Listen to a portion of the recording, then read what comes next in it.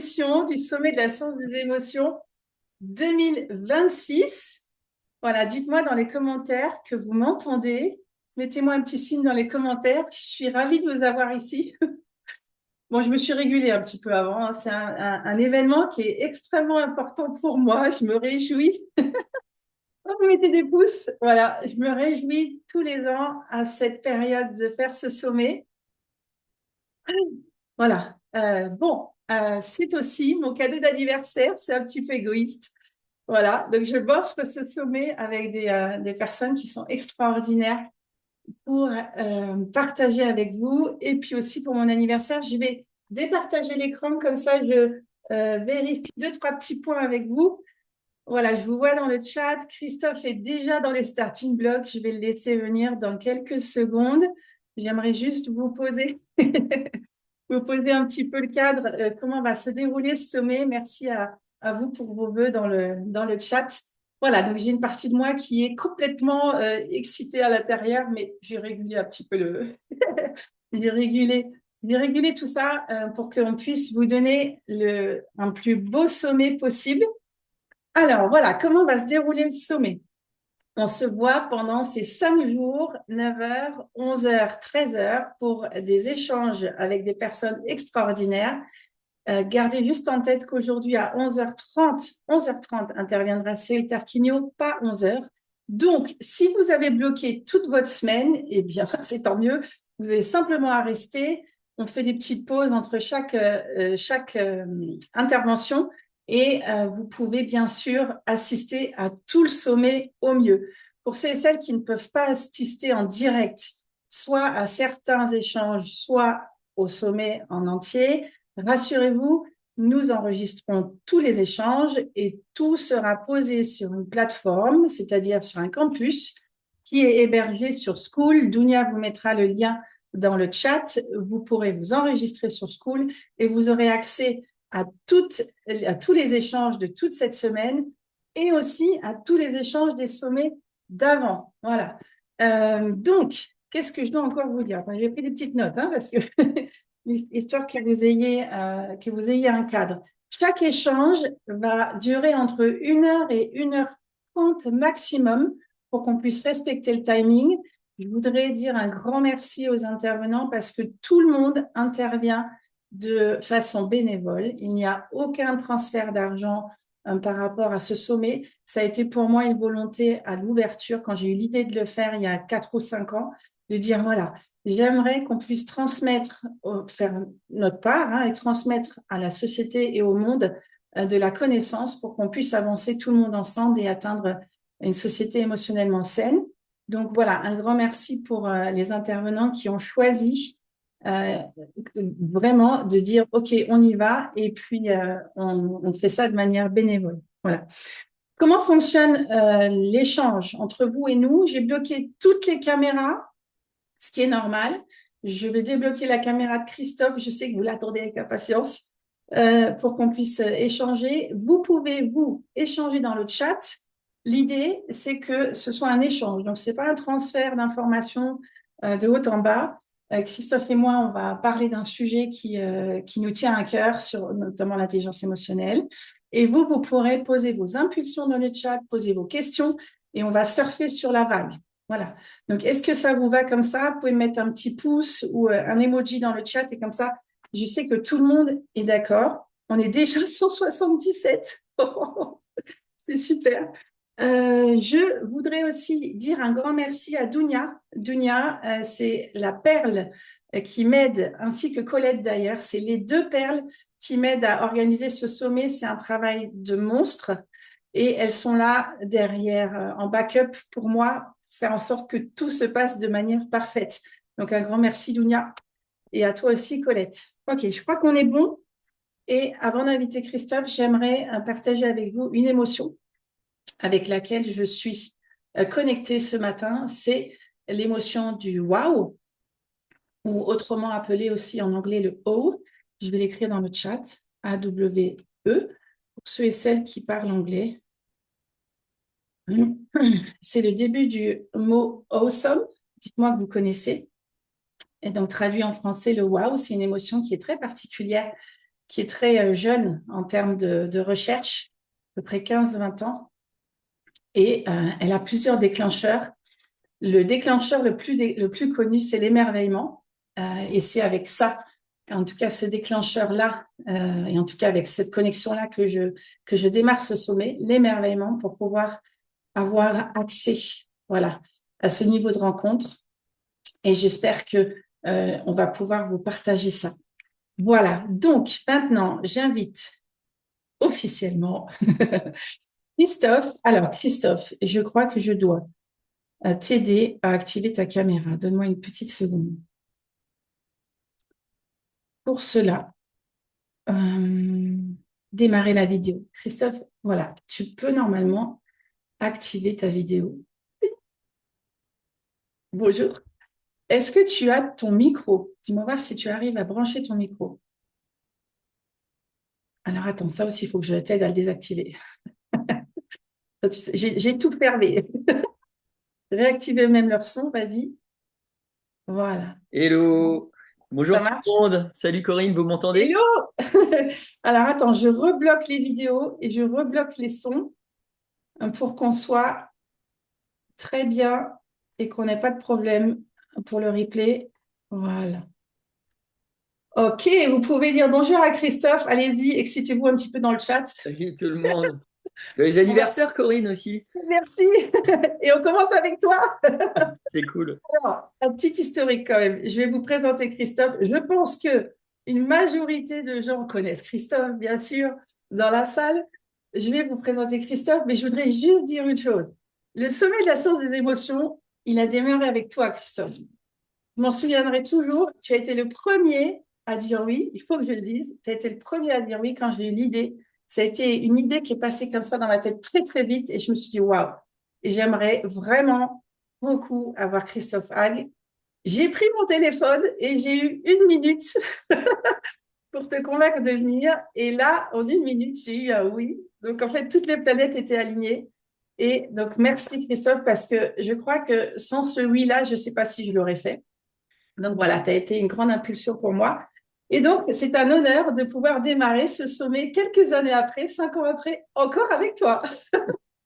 C'est cool. Tu Voilà. sais, les initiatives positives et bénéfiques, elles sont empreintes d'une certaine fluidité. Tout est fluide. Il n'y a pas de Ouais. chaos, il n'y a pas de barrière, il n'y a pas de cailloux dans la chaussure. Ouais. Et ça se ressent aussi. Donc, cette dimension émotionnelle, moi, je l'ai ressentie tout de suite dans ton initiative aussi. Donc, regarde, 5 ans après, voilà, tu as posé un événement qui est très chouette, avec de nouveaux invités, il y aura de nouvelles têtes. C'est top. Bravo à toi. Merci, merci. Voilà, donc je vous présente Christophe. Alors, j'ai mes petites notes à côté, hein, mais pour ne pas, pour être bien et donner les bonnes informations. Donc, pour ceux et celles qui ne connaissent pas Christophe Hague, tu es spécialiste de l'intelligence émotionnelle. C'est un nom qui circule hein, quand on parle d'intelligence émotionnelle. On te voit de plus en plus d'ailleurs, encore plus, tu vois, à la télé pour parler de ce sujet-là, mais pas que à la télé. Tu es professeur à l'EM Lyon Business School. Tu travailles beaucoup avec des populations atypiques, donc tu es beaucoup sur le terrain aussi, hein. Rescapés de crash d'avion, artistes, négociateurs, tu en parleras peut-être un petit peu après, je pense aussi, hein. Tu es l'auteur de nombreux articles, notamment sur l'intelligence émotionnelle. Tu as écrit un livre, enfin, pas que un d'ailleurs, plusieurs, mais j'en ai un ici. Merci d'ailleurs. On en parlera tout à l'heure. Tu as cofondé aussi l'entreprise Génération QE. Tu nous en parleras probablement aussi tout à l'heure, puisque forcément, la thématique qu'on va aborder ce matin, c'est la thématique de l'intelligence émotionnelle. On a choisi un titre qui est un petit peu qui vient un petit peu à l'encontre de ce qu'on peut voir. Et le titre de notre échange, c'est l'intelligence émotionnelle, la plus hard des soft skills. Donc, on décrit l'intelligence émotionnelle comme un soft skill, donc des compétences douces, probablement même pas mesurables. Et nous, on pense complètement le contraire. On a notamment, nous, au sein de l'académie, des mesures qui sont très concrètes sur le degré de reconnaissance, tu vois, des émotions des gens, avec des milliers de probants. Donc ça, c'est déjà une petite indication qu'il y a des mesures, qu'on peut mesurer des choses. Mais j'aimerais te laisser la main sur qu'est-ce que tu penses effectivement du concept soft skill, hard skill et Mm. pourquoi tu es aussi sur cette longueur d'onde de dire, voilà, c'est pas si soft que ça. Ouais, merci Corinne. Donc rebonjour à toutes et à tous. Donc l'intelligence émotionnelle, ce qui est, j'ai juste la définir et après je vais rentrer vraiment, je vais te répondre précisément.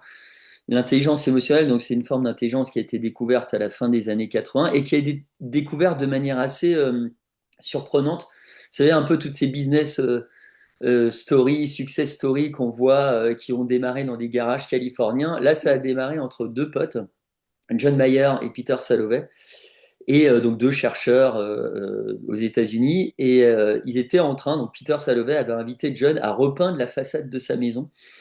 Et donc ils discutaient. Il y en a un qui était spécialiste de l'intelligence, l'autre des émotions. Et ça conversait, ça se faisait du ping-pong. Et à un moment donné, il y a eu un espèce d'eureka de John Mayer qui dit, mais attends, en fait, il y a des connexions, il y a des embranchements, il y a des enchevêtrements entre ton domaine, ton univers à toi et le mien. Et là, lui est venu le mot, le nom, l'expression d'intelligence émotionnelle. Et là, de manière obsessionnelle, ils ont commencé à travailler dessus, etc. Et donc là est née vraiment cette intelligence. Alors, comment est-ce qu'on la définit aujourd'hui? Rapidement, c'est la capacité à identifier, comprendre et réguler les émotions, les siennes et celles d'autrui. Et ce qui est intéressant, c'est que l'intelligence, elle est multiple. Et l'intelligence émotionnelle, si vous voulez, c'est un des tiroirs de cette grande commode qu'on Mm, a dans notre crâne là, mm, et qui représente l'intelligence. Donc il y en a d'autres, l'intelligence verbo-linguistique, l'intelligence kinesthésique, l'intelligence logico-mathématique, bon bref. Et un de ces tiroirs, c'est donc l'intelligence émotionnelle. Et pourquoi en fait on s'intéresse à cette intelligence? Parce que bah, déjà l'émotion, tout le monde là en partage. Donc c'est quelque chose qui caractérise vraiment notre espèce. Alors, il y a d'autres espèces qui ressentent des émotions, mais nous c'est quelque chose d'assez puissant. D'ailleurs, notre société a été créée comme ça par du lien affectif qui a créé ce qu'on appelle l'intelligence collective derrière. Sans ça, pas sûr qu'on soit tout en haut de la pyramide des espèces. Et pourquoi je vous parle de hard skills versus soft skills? C'est que cette intelligence émotionnelle, aujourd'hui, on sait beaucoup de choses sur elle. On sait qu'il y a une dimension neurologique, on sait qu'il y a une mm, dimension génétique. Vous avez des chercheurs qui récemment vous ont montré que par exemple 10% de notre empathie était explicable par la génétique. mm. Et il y a une grosse part du gâteau aussi qui est explicable par la génétique. Il y a des chercheurs qui ont montré qu'il y avait aujourd'hui trois gènes qui étaient directement impliqués dans la compréhension et la régulation des émotions. On sait que quand on met en mouvement cette machinerie qui est l'intelligence émotionnelle, eh ben, notre corps, notre cerveau va produire aussi des choses, des substances chimiques, il va y avoir une dimension physiologique. Donc quand tu atteins la physiologie, quand tu atteins la biologie de l'être humain, quelque part, tu n'es pas juste sur quelque chose en surface. Mm. On est sur quelque chose qui nous touche au plus profond de nous-mêmes, en fait. Et c'est pour ça qu'elle est hyper hard. Et puis l'intelligence émotionnelle, ça correspond pas ou ça n'implique pas que la relation à l'autre. Oui, c'est une dimension qui est importante, mais l'intelligence émotionnelle, elle est aussi directement impliquée dans la prise de décision. Mm. Et quelquefois, la prise de décision a en jeu. Quand il y a un poids qui est très très fort sur tes épaules, ben oui, on sait que quelqu'un qui est émotionnellement intelligent aura plus de facilité à faire un choix, notamment dans des situations complexes et en jeu. C'est un impact direct sur notre système immunitaire, le fait de développer cette intelligence, sur notre santé physique, Mm. psychique, sur la qualité de notre sommeil, etc., etc. Donc tout ça nous fait dire qu'en fait, cette forme d'intelligence, elle est bien plus puissante qu'on ne l'imagine, et c'est pas juste un truc de voilà, casque bleu, super diplomate. Non, il y a autre chose. Ça joue à peu près à tous les étages de la fusée chez l'humain, et c'est en ça qu'elle est si importante. Alors, pour ceux qui écrivent dans les commentaires, je lirai à Christophe si vous avez des questions. Je vais rebondir, Christophe. On a Cyril qui Hmm. demande est-ce que tu pourrais indiquer les références de ces études? Peut-être en off, je ne sais pas comment on va faire ça, mais on trouvera une Alors manière de juste faire. Corinne, moi Oui. l'avantage dans tous mes livres, c'est ce que je fais, j'impose ça à mes éditeurs, alors, ça coûte plus de papier. Mais soit vous avez toutes les références à la fin, soit par exemple pour le petit dernier, on a carrément fait le choix de faire un QR code à la fin.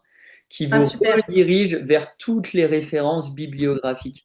Donc l'idée, c'est vraiment, voilà, on va pas le faire au cas par cas parce que sinon on va pas s'en sortir, mais vous allez à la fin, notamment du dernier ouvrage qui est consacré à ce sujet-là, et là vous avez toutes ces références. Alors, quel est le constat que tu fais effectivement sur l'intelligence émotionnelle et l'état de la société, Mm. toi qui es beaucoup sur le terrain, Mm. et puis surtout de comment les gens abordent justement, tu vois, ce sujet d'intelligence émotionnelle. Ouais, alors on est en fait dans une société qui est sous-outillée pour Mhm. apprivoiser ses émotions. Ça, c'est le premier constat. Tous les jours, quand j'ouvre, et généralement le lundi, tu vois, parce que je ne check pas mes mails le week-end. Donc, avant d'aller sur cette conf, sur cet événement Zoom, j'ai juste regardé un peu mes mails et généralement, voilà, la boîte est pleine à craquer de personnes qui, effectivement, ne savent pas comment gérer cette matière émotionnelle. Et on Mhm. est dans un monde où on est quand même, voilà, on reçoit des uppercuts, des crochets de la société à cause de la situation, d'un point de vue politique, d'un point de vue socio-économique, le pouvoir d'achat, l'instabilité, etc., fait que on est dans un monde où ça bulle très très fort émotionnellement. Et c'est vrai que pour s'en sortir, pour bien nager dans cette mare à canard, faut être un peu outillé. Donc ça, c'est le premier constat. On a aussi l'essor de l'IA euh, Oui. qui entraîne aussi finalement de nouvelles compétences à maîtriser pour l'être humain. Donc ça, c'est quelque chose d'assez fort. Et d'ailleurs, pas mal de sondages le montrent. On parle beaucoup là du Forum économique. Si on prend les rapports, les récents rapports du Forum économique mondial, si on prend les sondages de l'IBM Index sur les dernières tendances sociétales, si on prend des sondages dans le magazine Forbes, ce qu'on remarque, c'est que face à l'essor de l'IA, face aux bouleversements sociétaux que j'évoquais précédemment, eh bien, Mhm. dans le top 3 des compétences clés à maîtriser pour l'être humain, pour mieux s'adapter en fait à ces nouvelles règles du jeu, on retrouve systématiquement l'intelligence émotionnelle ou alors, on va dire, une des sous-dimensions de l'intelligence émotionnelle. Donc c'est dire à quel point elle est importante, cette intelligence-là. Et puis il y a quelque chose de fondamental, c'est que aujourd'hui on prompte beaucoup ChatGPT pour à peu près tout en fait. Mhm. Moi, j'ai l'impression, et c'est le constat que je fais avec d'autres chercheurs en psychologie sociale, c'est qu'aujourd'hui, l'humain est lui-même prompté par la machine. C'est-à-dire, il y a une espèce de dépendance qui se crée, tu vois, ne serait-ce que quand tu fais les devoirs avec tes gamins, tu veux aller chercher je sais pas, un choix de restaurant, un choix professionnel, tu es en train de créer un projet ou une présentation pour le boulot. ChatGPT a envahi, a hacké vraiment nos cerveaux. Et le problème, c'est que si tu te fais à un moment prompter par la machine et que tu délègues toutes tes décisions à la machine, là, il y a une question fondamentale qui vient sur la table, c'est la question du sens, en fait. Si finalement tu fais plus grand-chose d'un point de vue cognitif, si Mhm. ta mécanique intellectuelle, finalement, elle est au ralenti parce que tu as tellement outsourcé, tu as tellement délégué à la machine, bah, en fait, quel est ton rôle sur cette petite boule bleue? Et là, quand il y a une perte, on le sait fondamentalement que quand tu as une perte de sens chez l'individu, bah, tu as une perte de repère et derrière, tu peux vraiment vivre un chaos psychique. Et placé à l'échelle de la société, tu peux avoir une société qui est totalement à l'envers. Et ce qui est intéressant, c'est que l'intelligence émotionnelle, tout ce qui est mis à l'envers, globalement, elle le remet à l'endroit. C'est vraiment là ce fameux bon sens dont on parle, etc. Le discernement aussi. Ouais, il y a vraiment quelque chose. Et c'est marrant parce qu'il y a des études récentes qui te montrent en plus que lorsqu'on développe son intelligence émotionnelle, on est moins addict à Internet et aux réseaux sociaux. Et de manière générale, on est moins addict à, euh, à la drogue, à l'alcool, à tout un tas de substances qui justement nous poussent quelque part à perdre le fil de l'émotion et brouillent le signal émotionnel, notamment dans notre rapport à l'autre. On sait aujourd'hui que quand tu consommes trop de tabac, trop d'alcool, trop de caféine, je dis trop, hein, on peut à dose voilà, raisonnable, et que tu manges trop de produits transformés avec du sucre raffiné, etc., et bien là, ça va vraiment créer un espèce de brouillard. C'est comme si à un moment on posait sur toi des lunettes, mais supra-teintées et avec une Mhm. correction qui n'est pas la tienne, Mhm. et qui te rendrait d'une certaine manière myope ou hypermétrope, peu importe, et qui ferait que l'autre, ben, ouais, il est un peu flouté. Donc tu sais pas trop quelles sont ses émotions. Et donc si tu ne décèles pas ses émotions, comment veux-tu derrière comprendre ses intentions et ses Mm. besoins? Et donc derrière, bah, ça vient abîmer en fait le relationnel. Donc ça aussi, il y a des travaux qui sont intéressants parce que l'intelligence émotionnelle, ça se passe effectivement au niveau du cerveau. Je ne vais pas vous faire un cours de neurosciences sociales, mais ça, on sait très bien aujourd'hui comment le cerveau traite intelligemment une information émotionnelle. Mais ce qui est intéressant, c'est que ça se passe aussi dans le deuxième cerveau. Ok, donc là, on parle des intestins. Et on sait que là, bah, vous avez une centaine de millions de neurones qui tapissent les parois intestinales. Il y a toute une vie bactériologique aussi en bas. Et il y a échange, en fait, ping-pong à nouveau, qui se joue entre ces deux cerveaux. Et la table de ping-pong, ça s'appelle le nerf vague. C'est cette grande autoroute électrique qui traverse tout le corps, ou alors le flux sanguin, sur laquelle justement se jouent ces parties. Et ce qu'on a constaté, c'est qu'effectivement, il y a un vrai dialogue et qu'en plus, le dialogue va plutôt dans le sens du bas vers le haut. 9 Mm. informations sur 10 échangées entre ces deux cerveaux se fait dans le sens cerveau du bas vers le cerveau du haut. Donc ce qu'on mange, ce qu'on ingère a un impact direct sur notre vie émotionnelle et sur notre capacité aussi à apprivoiser cette vie émotionnelle. Et on sait d'ailleurs que la malbouffe, le trop de sucre, etc., font naître des points d'angoisse factices chez nous, ce qui oblige le cerveau de l'individu à jouer au sapeur-pompier et à vouloir éteindre à peu près tous les feux psychiques qui se déclarent Mm. ici et là dans le cerveau. Et ça, c'est extrêmement coûtant, c'est extrêmement énergivore pour le cerveau. Donc, attends, je referme maintenant cette parenthèse. Mais c'est une parenthèse qui est importante. On avait fait l'année dernière, pour ceux et celles qui étaient là, on avait fait intervenir Nina Voix, qui parlait justement de l'alimentation et de l'importance, tu vois, de l'alimentation et qu'effectivement, quand tu as un dialogue qui est important du bas vers le haut, et si ta flore intestinale et que tout est dérégulé là en bas, tu as des informations qui sont complètement erronées et tu vas chercher des choses ici en haut alors qu'au final, il va falloir peut-être avoir aussi une action sur ce que tu manges. Moi, j'observe le sucre avec les enfants. Dès qu'il y a du sucre, ça part tu vois, Ouais, c'est dopamine ça. à fond, ça part. Donc, il faut réguler. Pas que le sucre, hein, on parle aussi des médias, de ces consommations des écrans, etc., ça aide pas du tout. Je suis ce que tu vois, ton fil.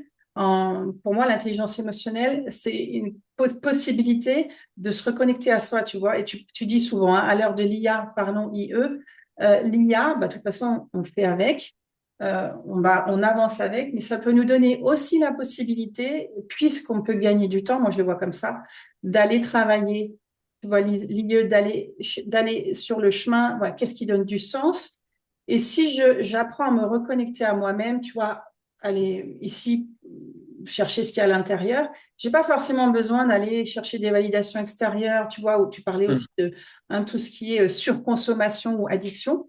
Ben, je suis pas obligée d'aller confirmer par l'extérieur peut-être un vide qui est ici. Donc, je pense que c'est une vraie responsabilité pour chacun d'entre nous de se dire, voilà, aujourd'hui, il est nécessaire, mais plus que jamais, hein, de s'occuper de voilà, qui je suis ici. Et on est des êtres de résonance. Il y a une écologie, on n'est pas tout seul. Donc, si je m'occupe de moi, bah forcément, ça a un impact sur aussi la société et l'autre, tu vois. Euh, donc, effectivement, comme on parle, tu vois, de hard skill et de, OK, il y a des choses qui sont là, concrètement, pour pouvoir développer son intelligence émotionnelle. Qu'est-ce que tu pourrais partager? Parce que toi, tu vois, il y a des choses aussi que tu as mis en place. On a Génération QE, il y a des tests, il n'y a pas que ça, hein. Il existe concrètement plein d'outils aussi et plein de directions pour pouvoir prendre soin de soi et travailler son IE. Voilà. Qu'est-ce que tu peux nous partager sur le sujet? Et si vous avez des questions ou des échanges, mettez-les dans le chat et je rebondirai pour Christophe. Et je rebondis sur le fait d'aller chercher quelquefois à l'extérieur quelque chose pour, entre guillemets, soigner nos carences émotionnelles. Il y a des études récentes qui te montrent que plus tu es émotionnellement intelligent, moins tu vas avoir des comportements, par exemple, boulimiques, à vouloir absolument trouver la solution dans l'alimentation réconfortante, etc. Parce que même peut-être à la petite enfance, lorsque tu pleurais, tes parents, en fait, pour faire stopper ça, te nourrissaient, en fait, te donnaient des friandises, des machins. Il y a dans beaucoup, beaucoup de foyers, il y a ça. D'ailleurs, ça me permet de faire le pont. On parle beaucoup du quotient familial, qui est un indicateur Mhm. financier pécunier d'un foyer. Moi, je parle aujourd'hui de quotient émotionnel parental. dans un foyer. Et ça mesure le niveau d'intelligence émotionnelle des parents, des deux parents ou d'un des deux parents. Et on sait aujourd'hui que quand les deux parents ont des niveaux d'intelligence émotionnelle extrêmement bas dans un foyer, eh bien, ça va ralentir le développement émotionnel de l'enfant. Il ne va pas avoir accès directement à un alphabet émotionnel. Il aura plus de difficultés à discerner entre tel ou tel type d'émotion. Il aura moins tendance à aller vers le consensus ou vers le fameux gagnant-gagnant, tu vois, quand il négocie avec un ami, un copain, etc. Il aura aussi plus de mal à déjouer le harcèlement, qu'il soit physique ou psychique. Alors, on observe beaucoup plus chez les garçons ados, par exemple, une forme d'harcèlement physique, on va te bousculer, etc., et plus d'harcèlement psychique, moral, avec ostracisation, entre rejet du groupe, etc., chez les filles. À nouveau, il n'y a pas de règle unanime, ça c'est juste une tendance. Mhm. Mais quand tu es émotionnellement intelligent, tu arrives à déjouer ça aussi beaucoup plus facilement. Mhm. Donc il y a aussi une vraie responsabilité des parents là-dedans, et c'est pour ça que moi je mets en place cette notion. L'idée aussi, c'est d'aller convaincre aujourd'hui maintenant des politiques pour travailler là-dessus, parce que on a beaucoup délégué, on essaie beaucoup de déléguer à l'école l'éducation de nos gamins, mais je crois que nous aussi, en tant que parents, ou en tout cas ceux qui sont parents, il y a une vraie responsabilité émotionnelle envers son enfant. Et ça passe par effectivement un développement d'abord de ses compétences émotionnelles pour derrière pouvoir irradier, contaminer entre guillemets positivement l'enfant et le mettre sur les bons rails et lui amener un maximum en fait de connaissances sur le sujet en termes de logique émotionnelle. Vous savez, il n'y a pas d'intelligence sans connaissance. Et ça vaut exactement pour l'intelligence émotionnelle. Il y a un moment, il faut comprendre des logiques émotionnelles. Qu'est-ce qui déclenche telle ou telle chose? Quels sont les effets de telle ou telle émotion, positive, négative, sur un individu? Je vous parle des déclencheurs, parlons de ça. Juste une petite parenthèse, parce que ça, c'est quelque chose qui est extrêmement important quand on cherche à raisonner avec les émotions. On sait aujourd'hui, par exemple, voilà, quand tu ressens de l'injustice, ça va faire naître chez toi de la contrariété ou de la colère, etc. Quand tu as Mhm. perdu quelque chose ou que tu as subi un revers ou un échec cuisant, probabilité forte que tu ressentes de la tristesse derrière, face à un danger, de la peur, etc. Bon, bref. Mhm. Mais quelquefois, c'est encore un peu plus fin que ça. Je vais Mhm. donner un exemple, une maman, par exemple, qui s'énerverait contre son gamin qui laisse traîner ses jouets dans le salon. Donc là, on pourrait se dire, a priori, le déclencheur de la colère, c'est le désordre. Ok. Ça, c'est ce qu'on voit en surface. C'est la partie émergée de l'iceberg. Mais la source de l'émotion, elle est peut-être ailleurs. Sous la surface, ça, c'est la partie immergée de l'iceberg. C'est peut-être la fatigue, le stress accumulé, le fait qu'elle ait eu, cette maman, une éducation hyper stricte, qu'elle a un besoin d'ordre aujourd'hui, que peut-être son conjoint est aux abonnés absents quand il s'agit de s'occuper du gamin, et donc elle porte tout seule le poids de cette éducation sur ses épaules, que derrière ses besoins émotionnels ne sont pas satisfaits. Bon bref, je m'arrête là, je pourrais te faire une liste de 30 déclencheurs qui viennent nourrir en fait cette colère. Donc le désordre, le fait que les jouets soient dans le salon éparpillés de partout, ça c'est ce qui va allumer la mèche. Mais la cause réelle, le déclencheur réel, il faut aller creuser un peu plus profondément la roche. Donc bon, bref, je donne juste cet exemple-là. Ça, c'est quelque chose qui est fondamental. Et cette finesse-là dans le grain, eh bien, on arrive aussi à la capturer précocement lorsqu'on évolue aussi dans un environnement. Effectivement, là, il y a des inégalités d'un foyer à l'autre, d'une famille à l'autre. Il y a des inégalités, mais le vrai message d'espoir, tu me parlais d'outils et j'y viens, c'est que on peut modifier le cours des choses. Mhm. Parce que sinon, j'ai dire, l'événement que tu crées là, ton action sur le terrain, mon action sur le terrain, celle de mes collègues, n'aurait aucun sens en fait. Si on disait juste, bon, bah, il y a ceux qui sont super forts, ceux qui sont faibles, bon, bah, ceux qui sont Et les super forts, ils autres? accèdent à tous les bénéfices. Les autres, bah, tant pis pour eux. Bon, allez, allez, salut, bonne semaine. Alors là, tu crées du désespoir, c'est terrible. Non, il y a un vrai message d'espoir. Et on sait aujourd'hui, des études récentes vous montrent que même après 65 ans, on Oui. peut développer ses compétences émotionnelles de manière significative. Il peut y avoir un vrai delta, on peut apprendre à identifier, à comprendre les émotions, à les réguler mieux en fait. Donc ça, c'est quelque chose qui est hyper puissant, ce qui n'est pas le cas des traits de personnalité. Mm. Puis en règle générale, voilà, au début du stade adulte, sont plutôt figés. 30 à 60% de vos traits de personnalité sont hérités. Donc si Mm. vous avez une personnalité qui est toute trébuchante, qui est toute pourrie, il ne vous reste plus qu'à faire un procès à vos ancêtres. Bref, l'intelligence analytique, eh ben, mesurée à travers le QI, bah, globalement, à la fin de vos études, vous faites un test, vous en refaites un 10 ans après, un à 45 ans, 55 ans, 65 ans. Bah, si on ne vous a pas donné accès aux bonnes réponses, globalement, vous allez avoir à peu près le même score. Ou alors, voilà, peut-être que vous allez décider une reconversion et allez, je vais faire fac de médecine, vous allez refaire 7 ans. Ok, là, vous allez pouvoir effectuer un boost, un petit boost. Mais bon, bref, il y a ça aussi qui est, j'allais dire, particulier à l'intelligence émotionnelle, c'est qu'elle est empreinte vraiment d'un message d'espoir très, très fort. Donc ça, c'est quelque chose qui est top et on peut la mesurer en fait. Parce que tout travail sur une compétence, bah, faut partir de quelque part. Ok, il y a un point de départ et ce point de départ, il doit être super précis. C'est comme quand vous allez chez le médecin. Si le diagnostic qu'il pose au début est mauvais, comment voulez-vous derrière que l'ordonnance qu'il va produire soit bonne, soit efficiente? Mm. Donc pour que le diagnostic émotionnel de vous-même, de qui vous êtes, votre profil émotionnel soit bon, il faut que l'outil eh bien, soit hyper objectif, hyper performant. Et c'est pour ça qu'on a créé des tests avec Lisa Bellinghausen, et puis après, il y a d'autres chercheurs qui sont venus voilà, nous aider. C'est des tests dits de performance, c'est-à-dire il y a une question, il y a des questions qui vous sont posées, il y a un choix multiple, il n'y a qu'une seule bonne réponse à ces questions. Il n'y a pas d'outil auto-évaluatif qui, bah ouais, imaginez ce cadre-là, c'est ce qu'on voit un peu sur le net ou dans les magazines quelquefois. Je suis à l'écoute d'autrui sur une échelle de 1 à 5, dis si tu es d'accord ou pas avec l'affirmation qui est faite de toi. Bon, tu n'as pas envie de passer pour un sociopathe auprès des autres, tu devines plutôt le sens des questions. Donc, généralement, tu coches plutôt dans un sens. Bon, là c'est biaisant. Ça, c'est les tests auto-évaluatifs.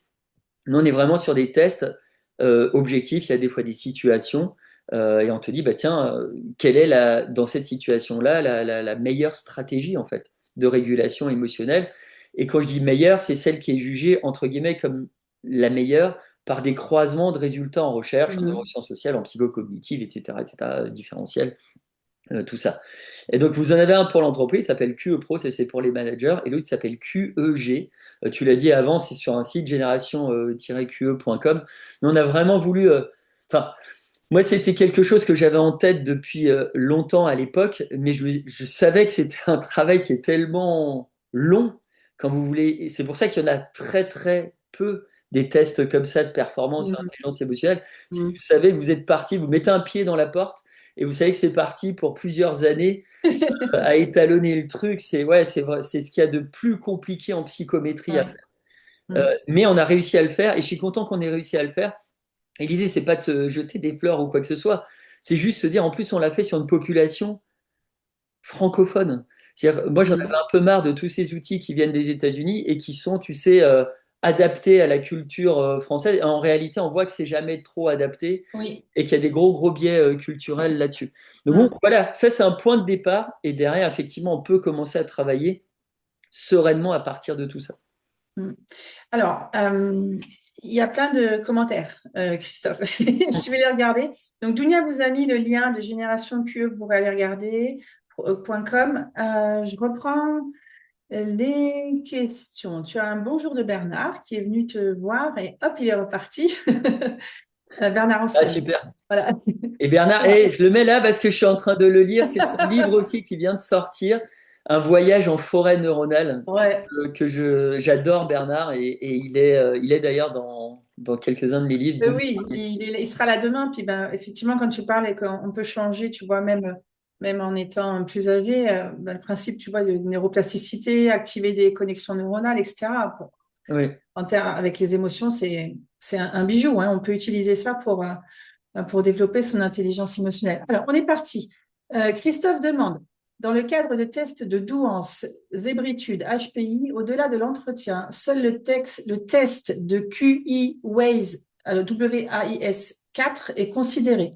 À quand un test de QE équivalent adapté? Je ne Eh ben, comprends pas. je viens de le donner. Alors, les Américains Mhm. ont ce qu'ils appellent le MSCEIT, MSCEIT. Ça, c'est Myers, Salovey et Caruso, Peter Salovey, dont je vous parlais précédemment, qui est le papa du concept d'intelligence émotionnelle et qui est devenu vraiment quelqu'un avec qui j'échange régulièrement et qui est dans le livre aussi. Mhm. Je fais juste un petit truc parce que souvent on nous demande des conseils concrets, etc. Et à nous, c'est pas pour faire de la pub de ce bouquin, mais ce bouquin, ça fait 15 ans que je l'ai en tête, le petit guide illustré de l'intelligence émotionnelle. Et en fait, là, j'ai voulu réunir l'agence tout risque.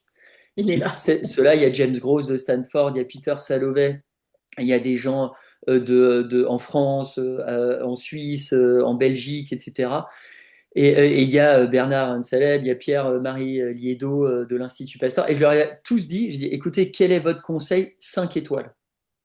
Hyper simple à pratiquer au quotidien pour aider. Donc là, voilà, donc je fais juste ce petit parallèle parce que par rapport à toutes les questions qui seraient sur comment les développe, bah là, voilà, vous avez cet outil-là, il y a des personnages inspirants, il y a Frédéric Lopez qui est dedans, Melissa d'Acosta, enfin, il y a plein de personnes qui apportent leur pierre à l'édifice.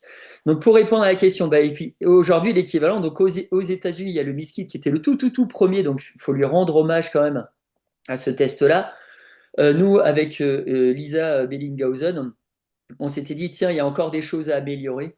Euh, Mhm. il y a d'autres types d'analyses à pousser. Il y a aussi des scorings à penser différemment. Et c'est pour ça qu'on a publié, et j'insiste là-dessus, on les a publiés dans des revues en psycho, voilà, avec des pairs qui jugent votre travail.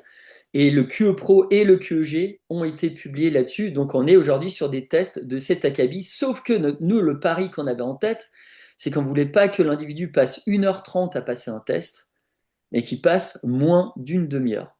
Oui. Je vous assure que ça, c'est un sacré casse-tête. Mais on a réussi, c'était un défi personnel qu'on s'était lancé avec Lisa, et on a réussi à le faire. Donc on est aujourd'hui sur ces tests-là, et vous avez plus de 200 coachs, psychologues formés à ça. Donc il y a des psys aujourd'hui aussi qui l'utilisent en cabinet et qui accompagnent les gens donc à développer telle ou telle compétence et à comprendre finalement, mieux comprendre leur profil émotionnel. Donc voilà, pour répondre très clairement, on est aujourd'hui sur des outils et où on est, si vous voulez, le scoring, c'est pas fait par, on n'est pas allé voir 30 experts en psycho en leur disant quelle est la bonne réponse, parce que ça Mhm. biais fort aujourd'hui, c'est une approche qui est un peu critiquée. C'est ce qu'ont fait les modèles, enfin les tests précédents. Nous, on s'est dit que dit la littérature scientifique, vers où ça converge.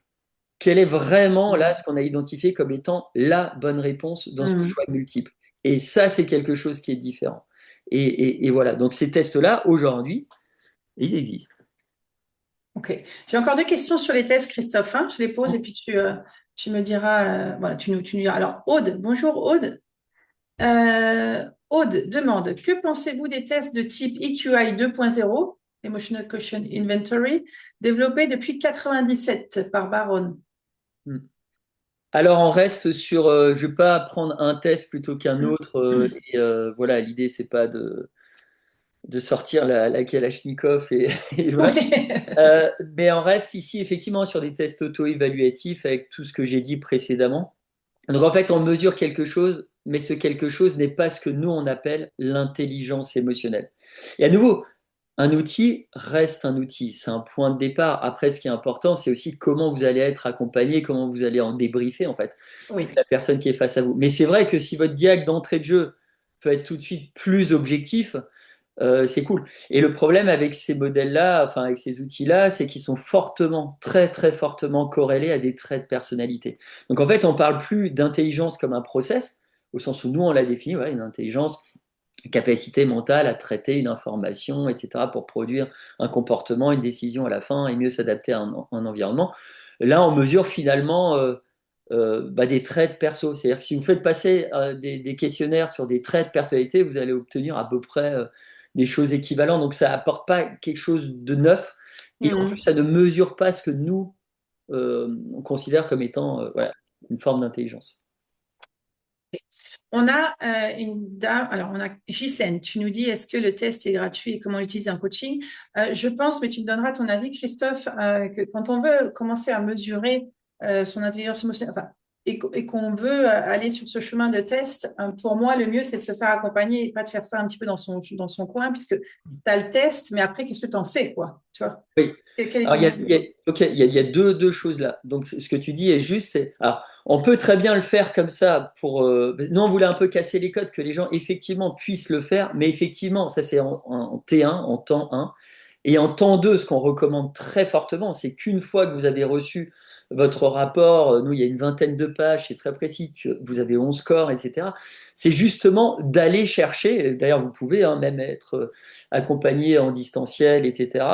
euh, Quelqu'un qui est certifié à l'outil. Donc ça, c'est vraiment, effectivement, je rebondis là-dessus, c'est entre guillemets le meilleur déroulé possible. Ensuite, j'ai perdu c'était quoi la première question? C'était Alors attends, là, c'était pas une question, c'était plutôt est-ce que ce test est gratuit oui, et voilà, comment sur la utiliser un gratuité. coaching? Alors Oui. ça partait du principe que tous les tests sérieux, valides, sont payants. Oui, je vais dire, sont rarement gratuits. Non, c'est pas gratuit. Et pourquoi c'est pas gratuit? Parce que globalement, j'ai entendu avant parler du VISC, etc., donc les tests de Wechsler et d'autres. En fait, l'idée, c'est que les bonnes réponses ne soient pas diffusées publiquement. Parce que si vous commencez imaginons un test qui serait gratuit, très rapidement, vous faites à peu près toutes les combinaisons, il y a toujours quelqu'un sur le net qui va hacker le test et derrière, les bonnes réponses arriveront assez rapidement, j'allais dire, sur le net publiquement. Et le problème, c'est que si vous rendez public les bonnes réponses, derrière, bah, vous allez avoir des parents qui vont entraîner leurs gamins, vous avez des personnes qui vont juste apprendre ces bonnes réponses et venir avec sur leur CV un score extraordinaire, mais ce score-là ne retranscrit absolument plus ou ne retranscrirait absolument plus finalement ce qu'on veut mesurer. Là, on mesurait un apprentissage et non des compétences réelles en fait. Donc c'est pour ça que, et puis à nouveau, comme je vous l'ai dit, ça demande tellement d'efforts. C'est-à-dire que nous, voilà, on a passé 2, 3 ans à fond sur ces sujets-là. Ben, c'est comme tout, hein, quelque part, tout travail mérite salaire. Mais c'est au-delà de ça. C'est-à-dire, nous, on a même voulu démocratiser. C'est-à-dire qu'aujourd'hui, le prix de vente du QE Pro, du QEG, par rapport, vous allez dans n'importe quel pays où je reprends le MISKIT ou d'autres tests où on dépasse très largement la barre des 100 ou plus dollars, ou 200 dollars pour certains, on a voulu vraiment être sur un prix entre guillemets raisonnable. Ok, donc, mais à nouveau, c'est un investissement. C'est qu'est-ce que vous êtes prêt à accorder pour vous-même. C'est un investissement aussi personnel. Quand vous voulez de la qualité, c'est comme quand, voilà, on va peut-être pas manger toute la semaine de la viande ou le super repas qu'on s'est mis en tête, mais à un moment, quand on veut vraiment se faire plaisir, quand on veut atteindre quelque chose de sympa, quelquefois, il faut y mettre voilà, un petit peu un prix. Donc ça suit cette même logique-là, mais c'est surtout et avant tout pour que ça ne soit pas rendu public et que les réponses derrière, par voie de conséquence, soient déversées comme ça sur la toile. Puis je rebondis, on est vraiment là maintenant sur une question aussi de responsabilité hein, pour sa santé. Je parle de santé émotionnelle, on a santé physique, tu vois, du corps, Ouais, sortie de ouais. l'esprit, etc. Et Euh, juste, Corinne, là-dessus, tu vois, quand on se pète le tibia, le réflexe naturel, tu vas à l'hôpital, tu vas aux urgences, on te plâtre. Quand derrière, tu as des difficultés avec les émotions, que ça vient quand même perturber ta manière de travailler ou même ta manière de chercher un travail, ta relation à l'autre, ça vient empiéter sur ton sommeil, ça vient diminuer, abîmer la qualité du sommeil et donc derrière des répercussions sur toute ta cognition, ta capacité à mémoriser, à être attentif dans la journée, etc., etc. Bah là, effectivement, intuitivement, on pense pas à se dire, et attends, je vais m'évaluer et aller voir un expert qui serait capable en fait de m'accompagner pour développer tout ça. On y pense pas assez souvent, alors qu'en réalité, c'est la même logique, hein. C'est clair. Bon, je pense on a peut-être, enfin, on est en train de changer ça, Christophe, mais je pense qu'on a ce niveau de psychoéducation émotionnelle, tu vois, qui n'a pas été vraiment transmis. Enfin, Mm. regardons les générations de nos parents et des parents de nos parents, etc. On a beaucoup de générations de guerre aussi, hein, tu vois, où il y a beaucoup de, Oui, voilà, oui. on parle pas d'émotion, on doit pas dire comment on va, enfin, mais on montre pas. Moi, je vois beaucoup de gens qui viennent me voir et quand on vient me voir, ils sont déjà, si tu veux, dans une situation qui est plutôt critique, alors que si on Mm. avait commencé à travailler un petit peu le sujet, c'est comme se brosser les dents, hein. On se brosse les dents tous les matins, enfin, en tout Oui, cas, c'est un automatisme. cette hygiène, voilà, pour pas passer chez le dentiste parce que ça fait mal. Voilà, là, il y a plein de choses qui se passent et qui font peut-être pas mal tout de suite, tu vois. Donc, les gens ne font peut-être pas le job, mais ça change. Il y a d'autres choses aussi, d'autres rebondissements. Alors, j'aimerais rebondir sur un sujet parce que je vois qu'il y a eu des échanges dans le chat sur la performance, Oui, où effectivement, certains d'entre vous, et c'est très bien puisqu'on peut en débattre, le terme performance dérange quand on parle oui, oui. d'émotion. Alors ça, j'allais dire, il faut pas s'attacher à ce terme précisément parce que c'est des termes techniques. En psychométrie, on parle de test de performance. C'est juste qu'à un moment, vous avez une tâche qui vous est proposée et c'est comment vous allez. Alors, il y a plein d'autres mots qui pourraient être utilisés, mais comment est-ce que vous allez pouvoir à un moment répondre à cette tâche, solutionner cette tâche. Voilà, mais le terme technique est test de performance. Je dis tiens de performer dans. Alors l'idée, c'est pas du tout de rentrer dans un truc, je suis absolument le meilleur, j'ai montré mon test, mon score ici et là, etc. À nouveau, globalement, c'est dans son propre développement à soi, mais c'est vraiment, voilà, c'est le terme aussi technique.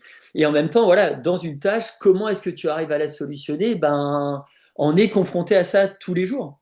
C'est-à-dire que ce soit dans notre vie personnelle ou professionnelle, il y a un problème qui se pose à un instant T, comment tu le solutionnes? Et là, on essaie tous quand même d'y apporter la meilleure solution possible pour rester en phase avec nos objectifs, nos intentions, etc., ce qu'on a dans la tête. Donc, on est dans cette idée-là. Donc, voilà. Ok. Alors, pour toutes les questions qui concernent le TSQ, Pro, Perso, etc., allez voir dis-moi si je ne me trompe pas, hein, allez voir sur le site web Génération QE, hein, je Oui, crois. voilà, Là, si vous tu pouvez veux, vous je le mets même renseigner. dans le chat, tu vois, on va faire un travail Voilà, d'équipe, et comme ça. voilà. Mets des choses dans le chat parce que l'idée, c'est qu'on ne passe pas tout le temps juste à parler Oui. des Ah bah, tests je crois que qu'on puisse quelqu'un l'avait aborder. déjà mis. Ah bah voilà, Dounia Hein, l'avait déjà mis. voilà. Hein, donc, toutes les questions qui concernent le test, voilà, vous pourrez Oui. revenir en off. Il y a, Christophe, hein, tout est fait pour qu'on puisse avoir des réponses. J'ai alors, attends, il faut que je reprenne le chat. Voilà, il y a Mélanie qui demande, juste pour que tu puisses reformuler. Mélanie reformule. J'aimerais m'assurer d'avoir bien compris si quelqu'un peut me valider ce point. Tu vas le faire, Christophe. La personnalité se fige au fil des années. Or, l'intelligence émotionnelle n'étant pas liée à la personnalité et grâce à la neuroplasticité, elle peut être travaillée, évoluée, euh, peu importe l'âge. Oui, tout Ai-je à bien fait. compris? Oui, c'est tout Dis-moi. à fait ça. Et on parle même, donc plasticité cérébrale, c'est le grand chapeau. On peut appeler ça neurogénèse. C'est là, je citais avant Pierre-Marie Liédo, Bernard Anselm, qui Mhm. vraiment travaillent sur ces sujets-là. Eh bien, on parle, dans cette grande famille de plasticité cérébrale, il y a aussi ce qu'on appelle la plasticité émotionnelle. Plasticité émotionnelle. Donc le cerveau, il est malléable. C'est un peu comme un accordéon ou comme l'univers qui se tend et se détend. Donc on peut vraiment booster et on sait aujourd'hui que vous avez un espèce de prime, un pic à 40 ans. Ça, c'est une étude vraiment très très récente qui est sortie là-dessus et qu'après, en règle générale, une fois qu'on a atteint ce pic, parce qu'on a accumulé de l'expérience, parce qu'on a un peu plus de recul sur les choses, parce qu'on est aussi plus capable peut-être de se scanner soi-même. Par exemple, savoir que quand on a de la honte, on a une suractivation physiologique Mhm. des joues et qu'on a une sensation de chaleur qui remonte sur le haut du corps. Vous voyez, c'est ce genre de subtilité-là, ok, on l'a plutôt à 40 ans. Et ce qu'on observe, c'est qu'il y a une tendance générale à ce que ça baisse. C'est-à-dire que les gens, ils relâchent. Une fois qu'ils ont atteint leur prime, ils se relâchent un petit peu. Alors que l'intelligence émotionnelle, alors le cerveau n'est pas un muscle, mais je vais quand même utiliser cette analogie, c'est un peu comme le sport. C'est-à-dire quand tu arrêtes, si tu as pris l'habitude pendant 15 ans de courir entre midi et 2, 30 minutes tous les jours, et que du jour au lendemain, tu t'arrêtes, ben à un moment, effectivement, ça va avoir un impact sur ton système musculaire, ça va avoir un impact sur Mhm. le cardiovasculaire, etc. etc. Et donc, tu vas décroître sur ces dimensions-là.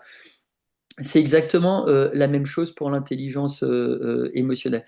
Donc oui, nous, ce qu'on a mesuré aussi, c'est que l'intelligence émotionnelle, avec nos tests, on n'est pas corrélé aux traits de personnalité. En fait, effectivement, on parle de deux choses différentes et l'intelligence émotionnelle, c'est un process.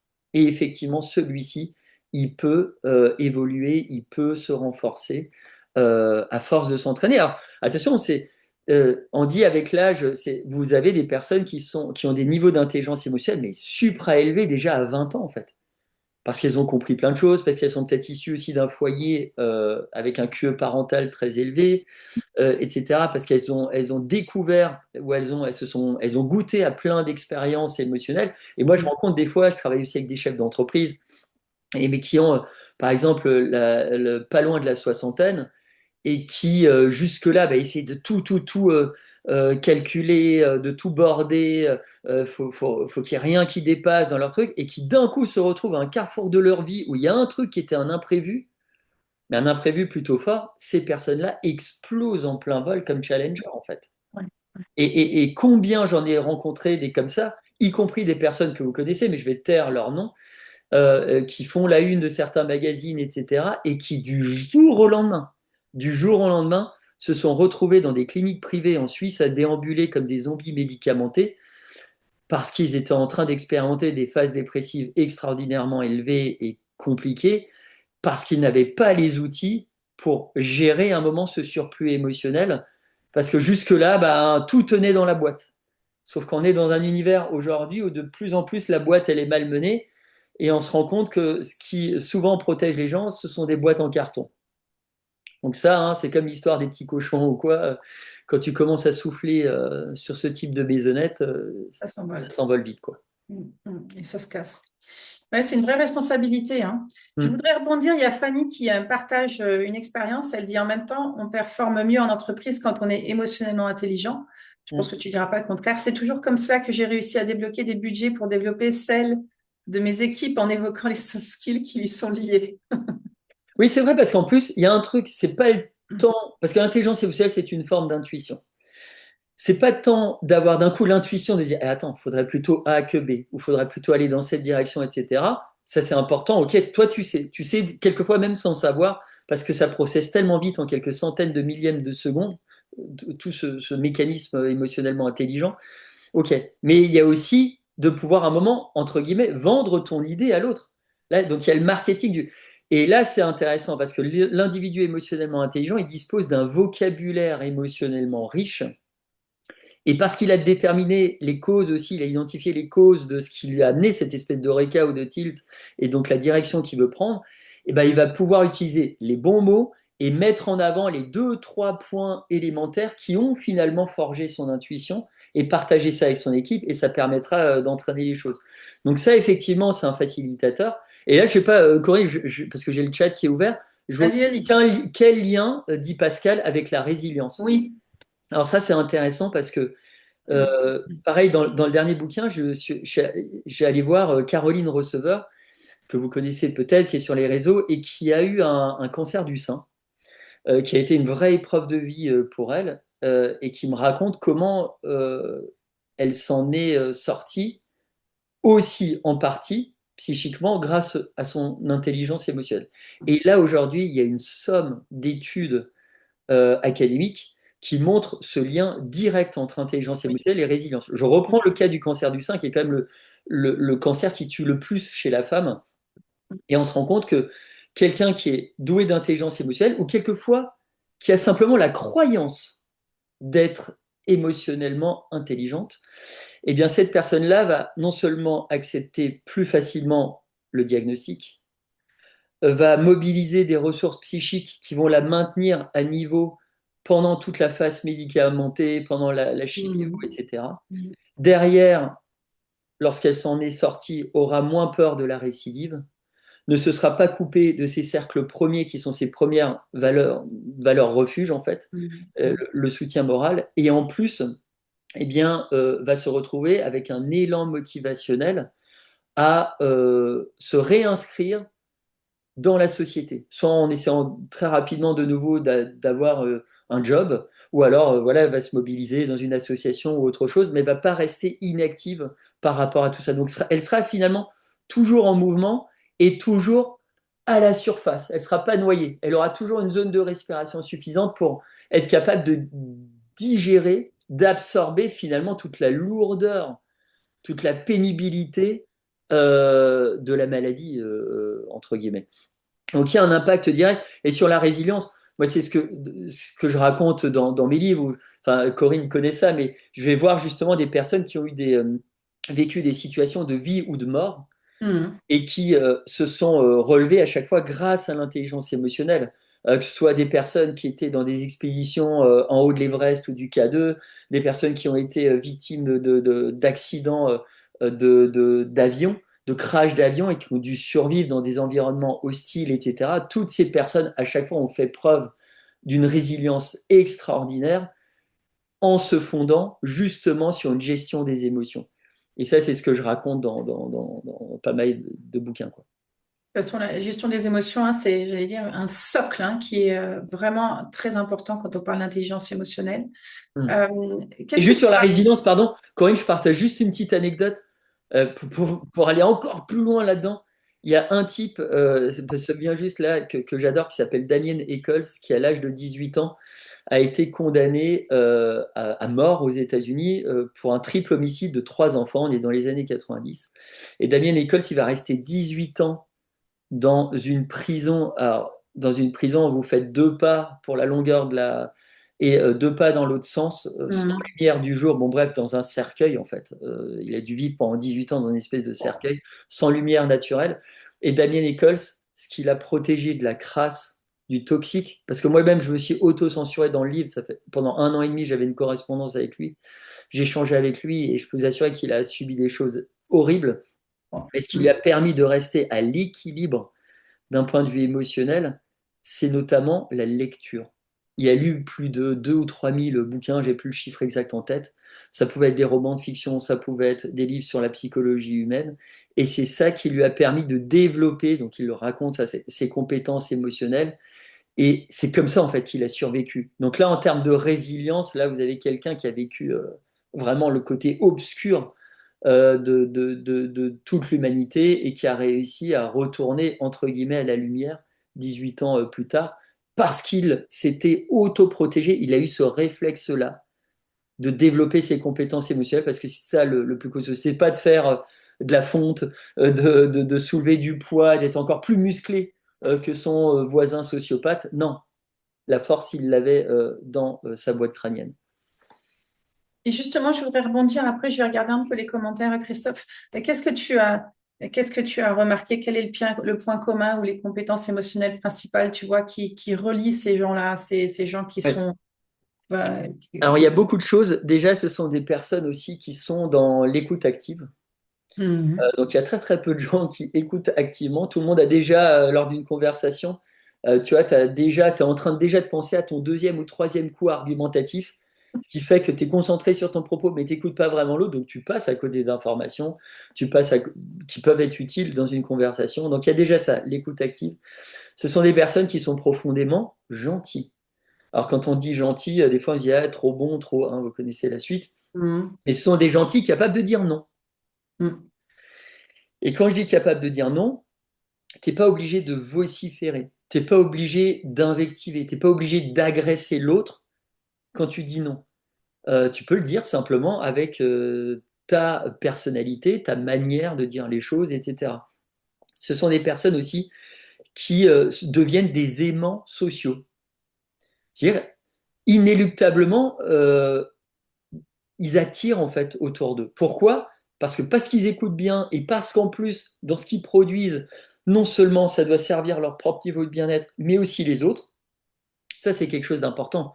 C'est-à-dire que l'individu émotionnellement intelligent, quand il prend une décision, quand il produit un comportement, non seulement c'est pour s'adapter, pour voilà, augmenter son niveau de bien-être ou le maintenir, mais c'est sans tacler l'autre. C'est sans lui faire de croche-patte. C'est sans le pousser dans les escaliers. Et ça, c'est une dimension quand même super important dans le monde dans lequel on vit, qui est un monde très autocentré, très narcissisant, très c'est moi avant tout, règne de l'ego, règne des envies premières qui sont les siennes au détriment des autres.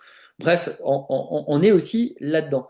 Et ça, c'est quelque chose de fondamental aussi, la gentillesse. Et la gentillesse, c'est quoi? C'est que tu produis des comportements qui vont être aidants pour l'autre. Tu vas par exemple partager ton réseau LinkedIn avec quelqu'un qui en ce moment est en précarité, a pas de boulot, etc.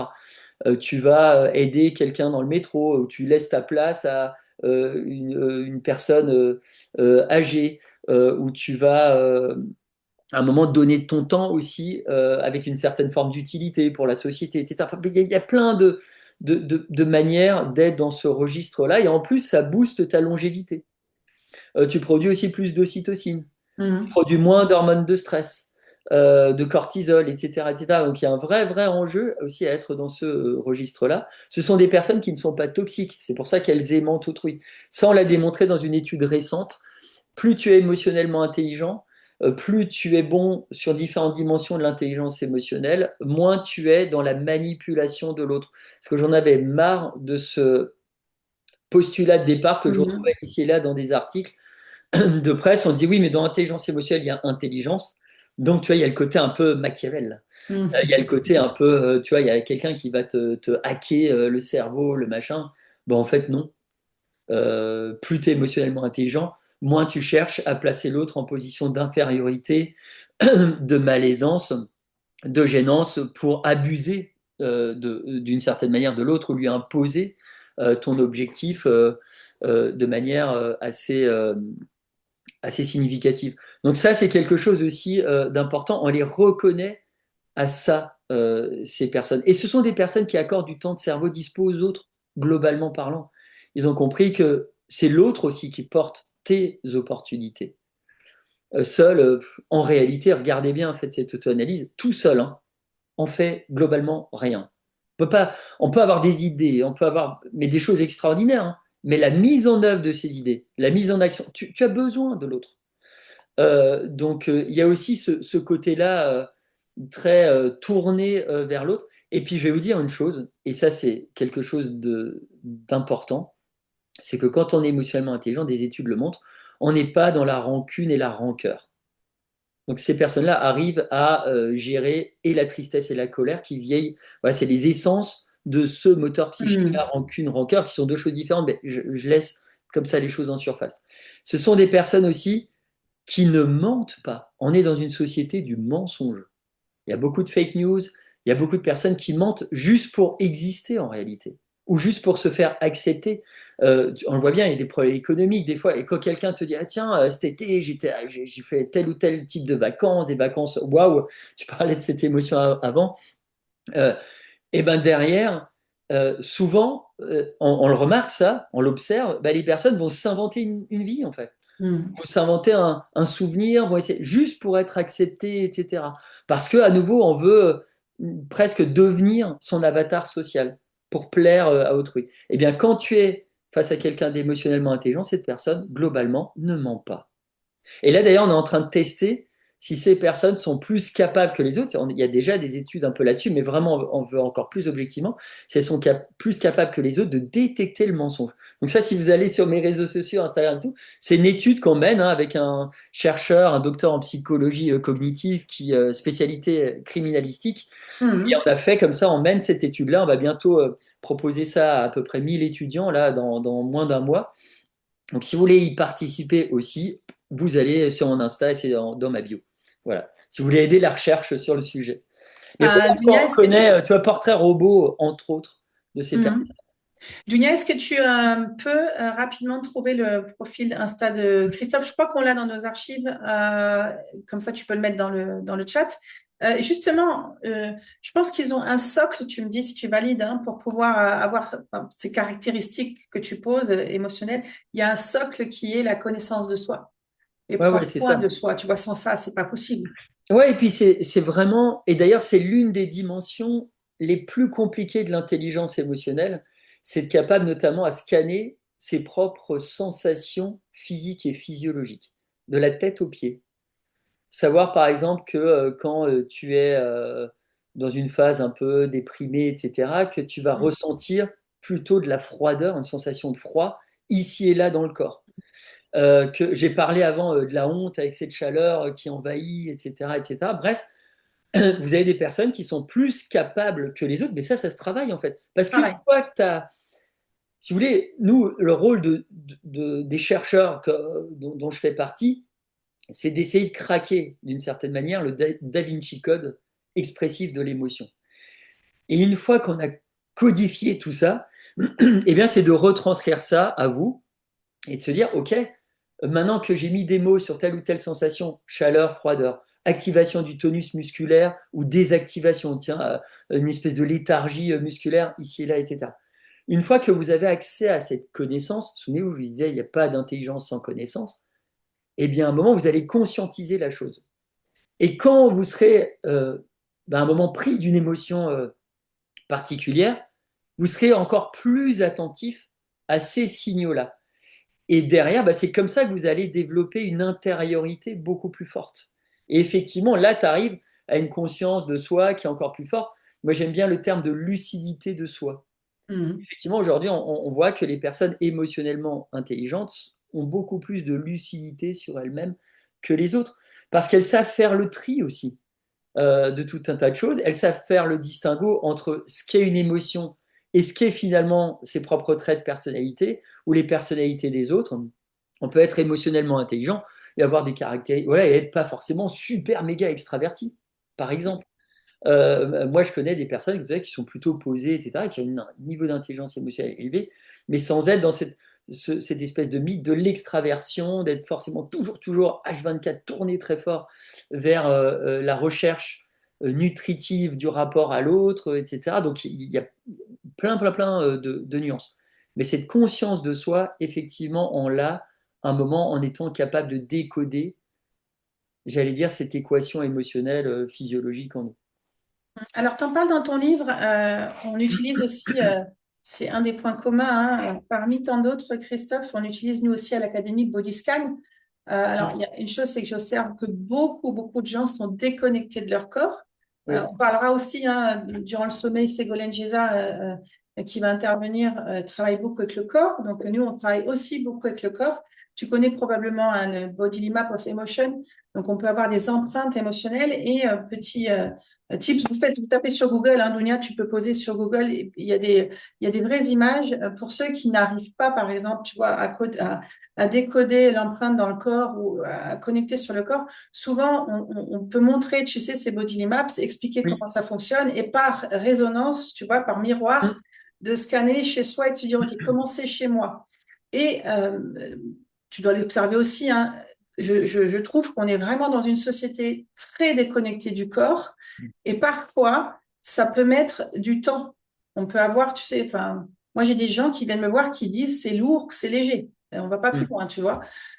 Et à force de répétition, ce que tu disais tout à l'heure, c'est vraiment un muscle qui s'entraîne. Et ben à force de répétition, tu peux arriver à un degré de granularité émotionnelle, même pour soi. Et c'est ça qui devient vraiment beau parce Mm. que c'est vraiment pas figé. Voilà. Oui, oui, c'est ça. Et je pense que quelquefois, ce qui est intéressant, c'est faire le silence. C'est-à-dire, moi, je vois beaucoup de gens, moi, je cours tous les jours à peu près 40 minutes. Je mets plus les écouteurs depuis très longtemps. Mhm. Et là, je suis plus à l'écoute déjà de mes sensations. Parce que même limite, quand tu as dans les oreilles, tu as le son, tu mets ta musique ou tu mets un podcast, c'est intéressant, c'est cool de mettre un podcast ou de se cultiver globalement parlant. Mais quand on fait du sport, notamment en plein air, je trouve que c'est intéressant d'être attentif à tout son environnement. Et en étant attentif à tout son environnement, des études nous montrent qu'on est plus attentif à soi-même. Et c'est là où on va avoir des ressentis, etc. Donc c'est intéressant de aussi réintroduire cette espèce en voie de disparition qu'est le silence, parce qu'on est dans une société du bruit, en fait, constant. Mhm. Une des premières sources de stress chez les gens, c'est le bruit, c'est la pollution sonore, notamment dans les grandes villes, etc. Donc être de temps en temps dans le silence, ça nous permet aussi de reconnecter, ça nous permet d'avoir des pensées comme ça, fugaces qui traversent l'esprit, et d'en attraper quelques-unes en se disant, tiens, celle-ci, elle colle finalement aussi à mon problème. Donc ça, c'est quelque chose, je voyais, tiens, des petites techniques pour être plus attentif à son corps. Ouais, laissez aussi le silence un moment entrer en vous, et notamment quand vous courez. Et moi, je trouve que depuis que je fais ça en courant, je suis plus à l'équilibre, j'ai des sensations plus fortes. Je me dis, tiens, ouais, là, il faut que tu décélères un petit peu parce que je viens de déceler une petite douleur au mollet ou à la cheville ou un truc comme ça. Ou d'un coup, j'ai une pensée, il y a quelque chose qui revient. Et on fait le tri aussi comme ça. C'est-à-dire que quand on est quand on court ou quand on marche, dans un environnement vert, et bien au bout de 10-15 minutes, notre cerveau est déjà en mode, il se met à décanter les choses. Et on fait le tri de toutes ces pensées entrantes. Qu'est-ce qui est important, qu'est-ce qui n'est pas important, quel est le dossier prioritaire à traiter aujourd'hui. Ce tri se fait automatiquement. Mais si en plus vous mettez les oreillettes, vous mettez du bruit, du truc, ben non, vous n'êtes plus dans ces pensées. Vous êtes dans l'écoute de la musique et avec de temps en temps la pensée en surface, mais à peine en surface. Et là, ça ne permet pas comme ça d'accéder à un tri efficient. Alors, il y a plein de commentaires. Je vais te poser une question, Christophe. Nathalie demande comment vous êtes-vous intéressé à l'intelligence émotionnelle au point d'en devenir un spécialiste? Alors, c'est comme l'histoire de la maman qui s'énerve avec les jouets. Il y a pas mal de choses sous la surface. Moi, j'étais un petit gars qui était plutôt très timide. Et d'ailleurs, juste petite parenthèse, jusqu'à l'âge de 12 ans, ça c'est des études récentes qui le montrent aussi, il n'y a pas de différence fille-garçon en termes d'intelligence émotionnelle. C'est qu'à partir de la puberté qu'il y a des vraies différences qui se font, notamment dans un sens, au sens global du terme, on voit que les jeunes filles commencent à développer précocement leurs compétences émotionnelles parce qu'elles sont, voilà, c'est une question hormonale, biochimique. Tout de suite, tu as un tsunami émotionnel là, qui vient te balayer et tu as tout de suite accès à toutes ces émotions et tu es obligé à un moment de faire quelque chose avec ça. Et donc voilà, tu as juste un entraînement qui se fait plus tôt dans ton développement. Donc à l'âge adulte, bah, tu as déjà 2-3 longueurs d'avance sur la gestion de l'angoisse, sur la gestion de 2-3 de la colère en intensité forte, bon bref, de plein d'éléments par rapport aux garçons. Mais voilà, statistiquement, effectivement, les femmes sont plus émotionnellement intelligentes que les hommes dans la statistique. Maintenant, il y a plein d'hommes qui globalement sont aussi plus Hmm. intelligents émotionnellement. Mais voilà, mais c'est juste une statistique globale. Alors moi, ce qui m'a donné envie, c'est sans doute ça. J'avais des parents qui à un moment voulaient me faire progresser là-dessus. Et donc tous les samedis, j'allais avec ma maman qui faisait du shopping, du machin. Et moi, je voulais pas sortir, je voulais pas de trucs. Je restais dans mon coin avec mes copains. Et donc, ils m'ont à chaque fois mis le nez à l'air. À chaque fois sorti comme ça, ici et là. Et puis, je suis issu d'une famille où finalement, personne n'a de diplôme, n'a de machin. Et je me suis toujours dit, Hmm. tiens, c'est marrant parce que à l'intuition, ils s'en sortent dans leur vie. Ils arrivent à créer du lien, ça fonctionne, ils ont des valeurs qui sont plutôt sympas, ça mouline vite un moment alors que tu n'as pas fait maths sup, maths spé, enfin, je sais pas, tu n'as pas fait de grande école et pourtant tu as l'intelligence de la décision, du raisonnement, ça va vite, etc. Et donc je me suis dit à un moment, mais naïvement, hein, je veux quand même comprendre comment ça fonctionne autour de moi. Et au passage, si ça peut m'aider aussi à me développer, pourquoi pas? Et donc, c'est comme ça que je suis arrivé vers ces études-là. Et c'est vrai que moi, au début, quand je me lance dans un doctorat sur ces sujets-là, où j'ai un directeur de thèse qui est un docteur en psycho, un autre directeur de thèse qui est un docteur en sciences humaines, du management, etc., je me dis, attends, bah, pourquoi pas en plus appliquer ça, et ça, c'était au tout début, appliquer ça au monde de l'entreprise. Hmm. Une dimension appliquée. Et c'est comme ça qu'après, je me suis lancé. Et puis, ma toute première envie, moi, c'est d'écrire. Et je me suis aussi dit, tiens, quel est le métier qui me permettrait d'écrire, en plus sur ces sujets-là. Donc, tout s'est enchaîné, tout est devenu assez fluide rapidement.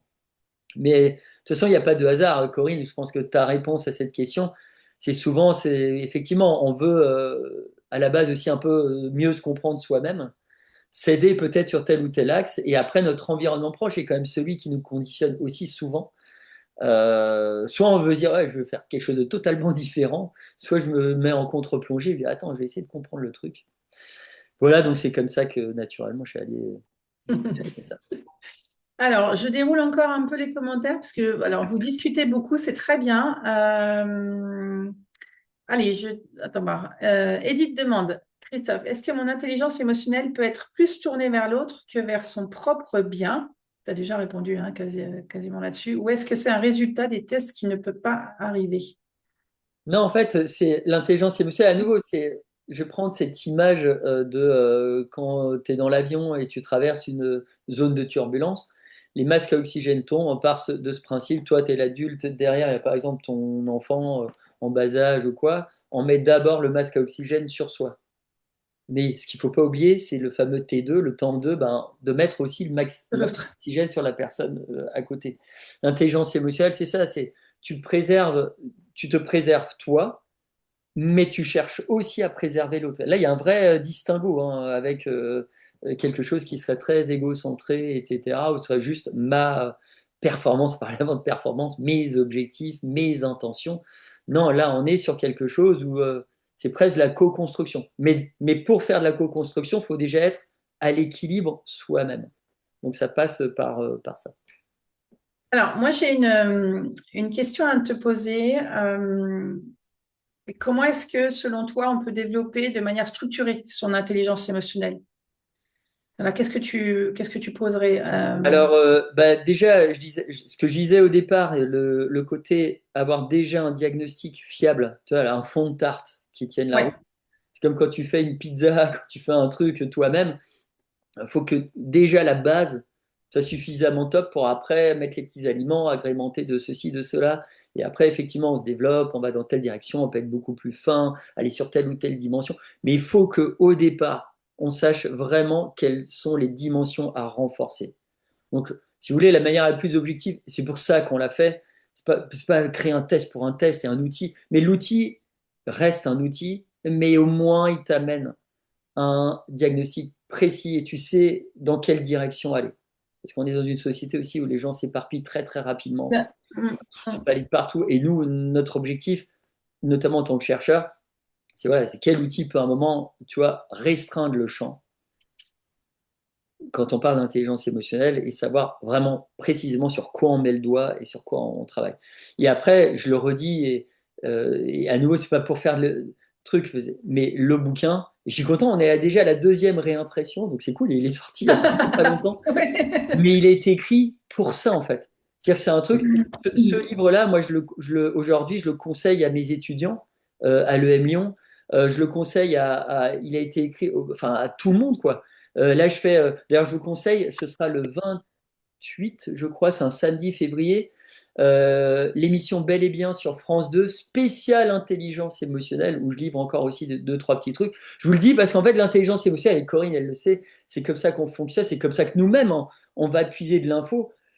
Voilà, c'est quelque chose en toile d'araignée. Tu as de l'info à droite, à gauche, en haut, en bas, ici et là. Et c'est comme ça que vous allez aussi vous développer. C'est votre curiosité à vouloir vous développer qui va faire que vous allez vous développer. Et puis, ça s'arrête jamais en plus, Et hein. ça s'arrête jamais. C'est le travail d'une vie, tu as raison. Oui. Et c'est pour ça que moi, je vous donne ici et là, tiens, il y a deux, trois petits trucs, il y a des machins, il y a des lectures, il y a des choses à faire, des petits. C'est pour ça qu'il y a les exercices dans le bouquin précis, etc. On a par exemple dans le bouquin Moira Mikolasek, que j'adore, qui est une docteure en psycho de Louvain, et qui a mis, Lisa aussi est dedans, et d'autres ont mis, par exemple, alors je reviens à Moira, Moira, elle a mis en place un sas de décontagion émotionnelle Mm. face à un individu ou dans un groupe, face à un groupe toxique qui va t'exclure, qui va faire que tu te sens pas bien. Comment est-ce que tu fais, toi, pour te décontaminer et après retrouver un échange, voilà, entre guillemets, à l'équilibre émotionnel. Donc il y a plein de choses comme ça sert à rien de les dévoiler ici, parce que c'est quand même des processus en plusieurs étapes, etc. Mais déjà en conseil premier, ne prenez pas la charge émotionnelle ou la surcharge émotionnelle de l'autre. Mm. L'émotion de l'autre lui appartient. Et ça, c'est un truc, et je vais vous raconter une petite anecdote là-dessus. Euh, mes enfants, moi, j'essaye de les élever avec tout ce que je peux, avec tous ces petits trucs, astuces, etc., pour qu'ils se développent. Ils ont tous les deux des persos vraiment différentes, etc. Et vraiment aussi un peu dans le goût de l'autre, hein, si cher à Bakri, parce qu'à nouveau, l'autre, voilà, l'autre fait partie de l'équation et on fait partie d'un tout globalement, psychiquement même parlant, quoi. Et je me souviens de ce moment où on se baladait dans une rue et il y avait quelqu'un qui était par terre, qui était une maman avec ses trois enfants et qui avait un petit panneau en carton avec écrit «S'il vous plaît, donnez-nous quelque chose à manger». Et là, moi, je vois intuitivement mon aînée, ma fille, va chercher, elle avait juste un petit peu, je sais pas, elle devait avoir 3 euros, quelque chose comme ça, et elle va dans juste la boulangerie en face et elle va acheter des petites milliardises, mais vraiment ce qu'elle pouvait avec ses 3 euros, quoi. Et elle donne le sachet à la personne et la personne prend le sachet et lui balance comme ça au visage. Et là, je vois ma fille qui est pas bien, qui se met à pleurer et tout. Je vais voir la dame, je dis écoutez, voilà, excusez-nous, voilà, vous n'êtes peut-être pas dans un bon moment, dans un machin, elle voulait vous faire plaisir, enfin, quelque part, dit dans un autre langage, satisfaire ce besoin de faim pour tes enfants, elle voulait être aidante, quoi. Bref, en résumé. Je l'ai dit différemment, mais voilà. Mais moi, bon, ma priorité, c'était tout de suite après mon enfant. Et là, je vais la voir et je lui dis, en fait, Elisa, tu as absolument fait le job. T'as rien à te reprocher. Toi, tu l'as fait intuitivement. Tu as senti qu'à un moment, il y a un besoin que tu as identifié. Ok, tu as identifié. Que derrière, la fin, en plus, c'était verbalement que c'était identifié. Et en plus, voilà, effectivement, aussi à l'image. Et donc, tu as voulu aider quelqu'un, tu as voulu rendre service.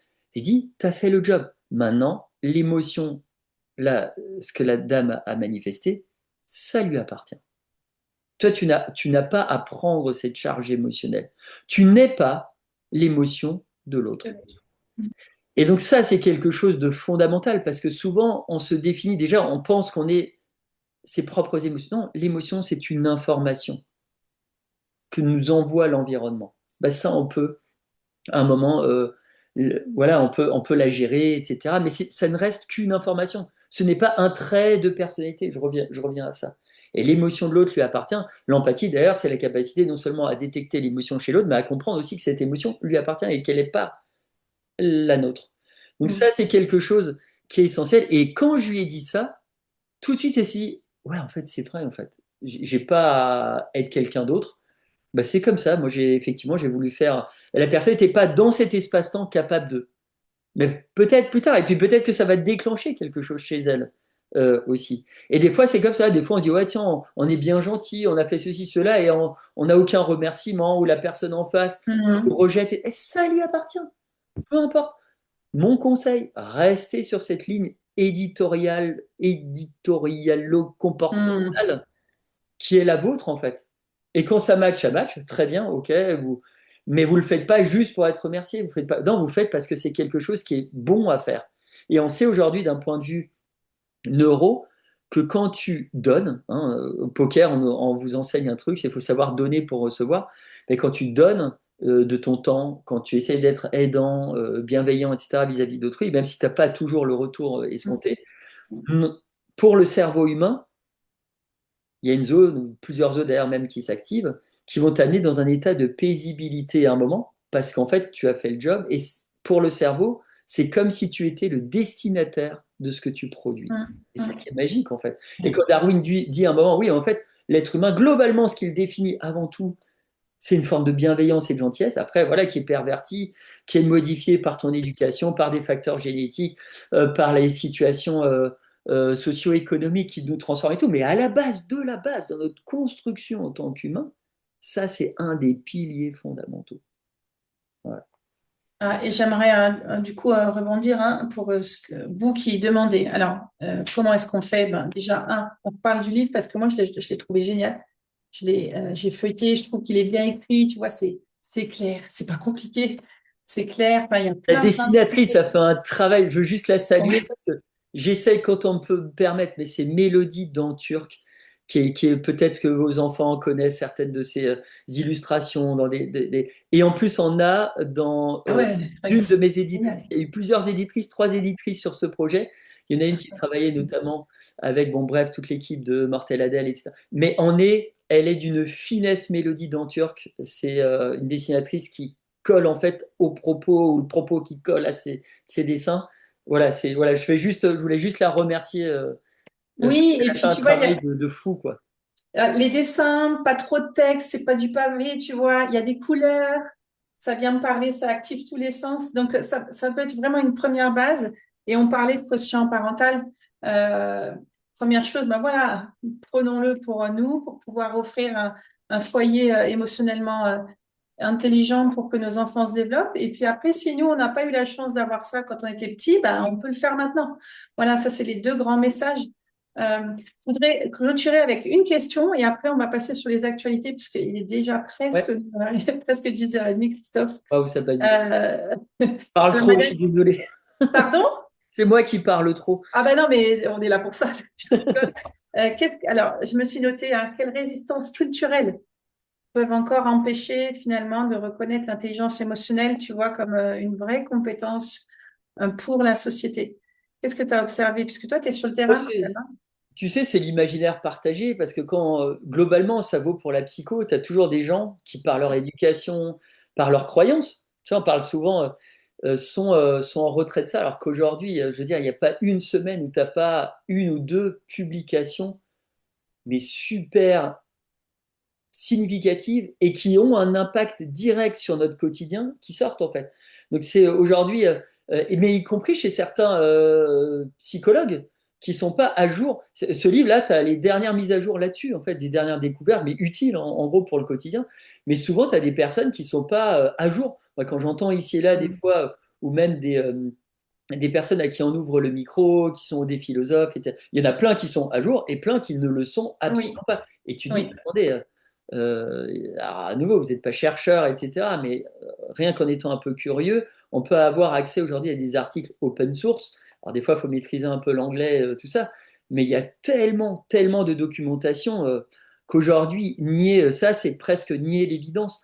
Et je veux dire, Peter Salovey, dont je parlais, il vient de raccrocher il n'y a pas si longtemps que ça, mais il était pendant plus de 10 ans le père, c'est le père de l'intelligence émotionnelle, mais il était, pardon, le président de l'université de Yale, qui est quand même aujourd'hui Oui. le paquebot académique le plus puissant, le plus monstrueux dans le monde et le plus prestigieux sur ces thématiques de l'émotion, de l'intelligence émotionnelle. Tu donnes pas, j'allais dire, le gouvernail à quelqu'un qui n'a pas juste révolutionné son champ. Aujourd'hui, il est le numéro 2 de l'Académie des sciences de New York, qui est l'une des plus vieilles institutions scientifiques au monde. À nouveau, tu ne donnes pas les manettes à quelqu'un qui n'a pas juste révolutionné son champ. Mm. Donc il y a vraiment, aujourd'hui, c'est toujours fou, moi, quand j'entends, ou des gens qui restent un peu, tu sais, sur cette idée qu'il n'y a qu'un facteur G, sur l'intelligence, qu'il n'y a qu'un truc. Tu dis, mais attendez, mais il y a 30 ans, là, d'amnésie, en fait.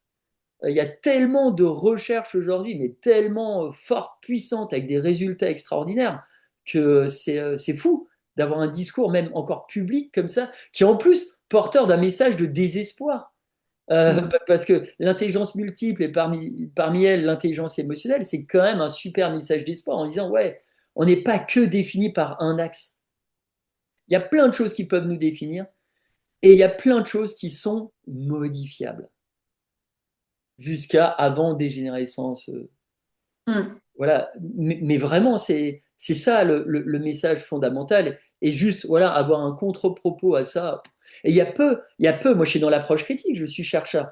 Il y a quasi pas aujourd'hui. Alors, je parle des modèles qu'on appelle les modèles capacité ou compétences versus les traits, hein. Les modèles traits sont pas mal critiqués. Ouais, c'est comme un trait de personnalité. Les modèles capacité, etc., il y a peu de critiques dessus. On est vraiment on touche du doigt quelque chose d'assez fondamental pour le genre humain, je pense. Alors, on va clôturer, Christophe, avec les Ouais. actualités. Qu'est-ce que tu nous annonces pour, je sais pas, les jours, les mois à venir? Est-ce qu'il y a des choses que tu veux partager? Alors déjà, un bouquin. Ouais, alors il y a ce bouquin qui est vraiment, là je suis en promo du bouquin, donc là c'est radio, télé, presse, tout ça, il y a plein plein de choses qu'on fait. Je peux pas encore vous en parler, mais aujourd'hui peut-être tombera une très bonne nouvelle, mais j'en parlerai que dans quelques mois. On travaille, en fait je suis en train de travailler sur plein de trucs un peu top secret, mais qui ont une dimension sociétale. Et notamment, nous ce qu'on veut à un moment, c'est toucher le maximum de jeunes. Ça, c'est le prochain gros challenge. Donc, on veut toucher un max de jeunes et s'intéresser notamment aux ados. Et donc là, on est en train de mettre en place des choses. Je ne peux pas encore en parler, mais vraiment au niveau de la société en France, pardon, du pays. Donc il y a ça. En ce moment aussi, on fait quelque chose avec, ça va peut-être vous surprendre, mais avec Tinder. Oui, j'ai Euh, vu passer. ah ouais, et on a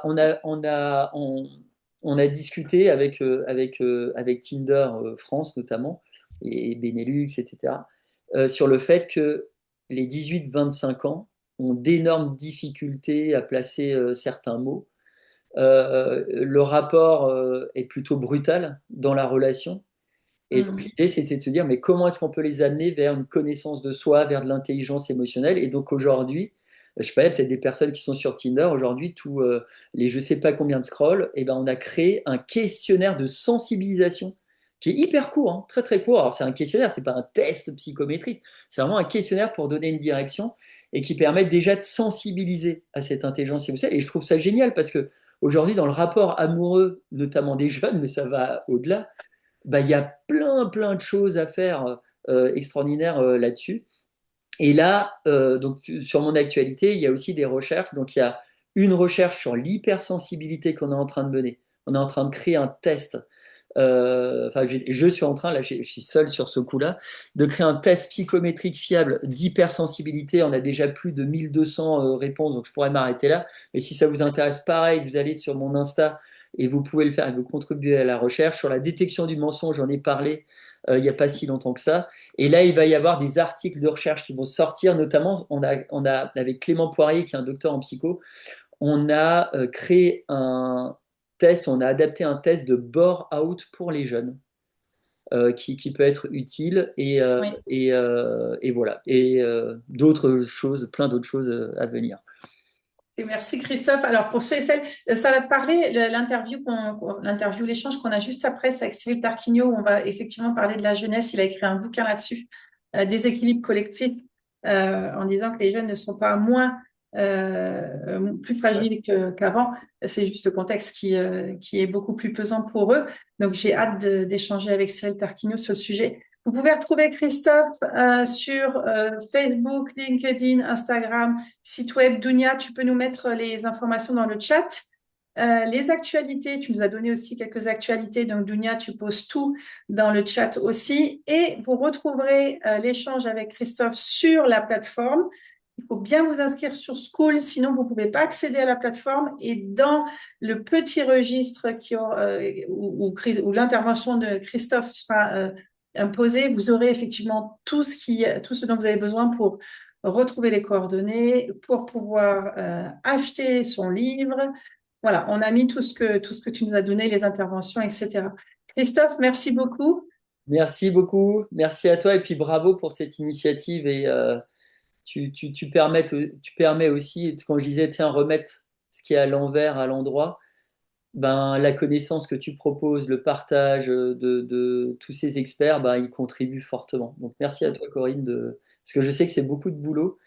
Quand on organise un événement comme ça, bravo à toi et à tes équipes. Et moi j'ai été dans du coton, vous m'avez mis dans Ouais, super. voilà, tout ce qu'il fallait, dans un bien-être. Voilà, super, un grand merci à toi et bravo pour cette initiative. Merci beaucoup. Bon, bah, moi, j'étais dans les starting blocks à 5 heures déjà, mais je t'ai pas écrit à 5 heures. Bravo. Voilà, merci Christophe. On te Et dit au bonne revoir. continuation à tous, portez-vous bien, prenez soin de Voilà, vous. bye bye. Alors, pour Ok. vous qui êtes là, ce que je vous invite à faire, c'est de rester en ligne. Je vais arrêter l'enregistrement. Voilà. Vous